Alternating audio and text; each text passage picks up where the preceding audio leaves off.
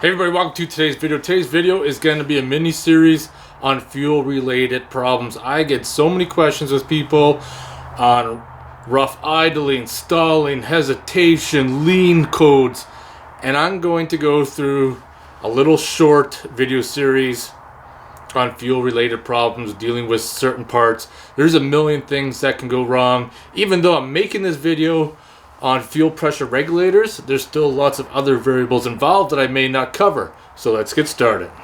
On fuel injected vehicles, the vehicle should start pretty much within the first few cranks of turning the key over. Now, if your fuel injected vehicle is hesitant to start, regulator could be the issue. Black smoke can be a number of things, but one of those things could also be your fuel pressure regulator.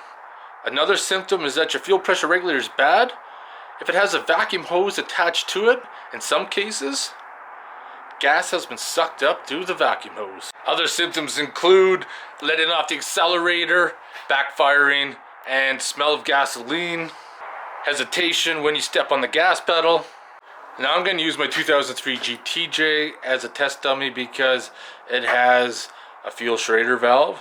So here's two types of fuel pressure testers. This one I like more. This is actually ancient. I've had this one for about 15 years. It has a relief on the back. Just press a button. It's got a long tube, drains out the fuel. This one here doesn't. So when you undo the Schrader valve, it pisses fuel out. Could cause a fire if you're not careful. Have to have a rag handy. This is just more convenient. So the Jeep TJ should be about 50 pounds. And if this one fits, we'll use it.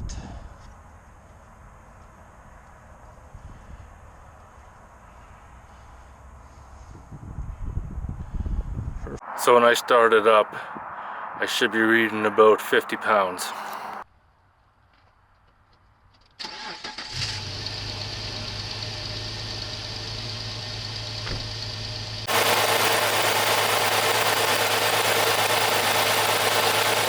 So you can see in the video clip, my Jeep runs right at the mark, right about 50 psi. Now,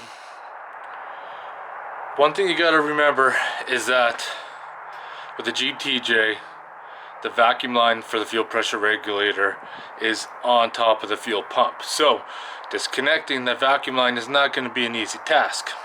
And not every vehicle has that Schrader valve either. Let's look at how we do it on my Ford F-150.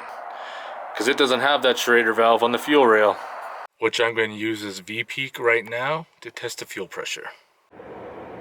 So using an Android stereo with Torque Pro,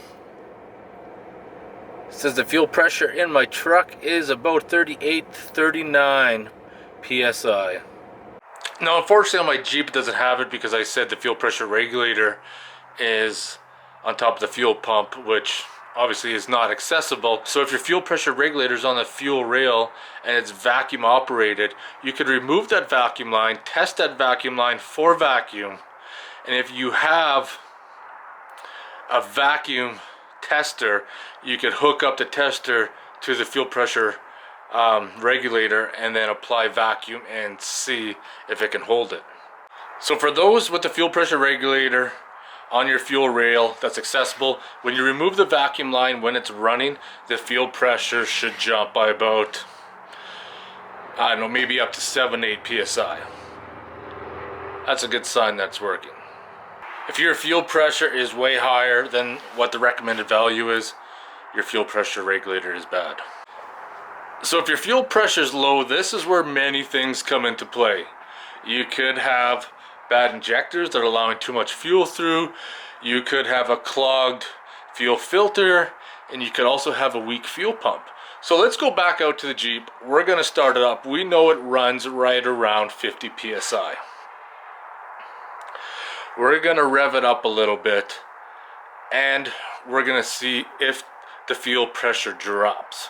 If we notice it drops 5 to 10 psi, we know that there's a problem. Dirty fuel filter, our weak fuel pump.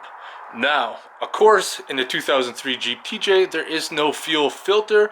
There's a strainer in the fuel pump, and we got a brand new fuel pump in there, so I'm not suspecting there's going to be any difference.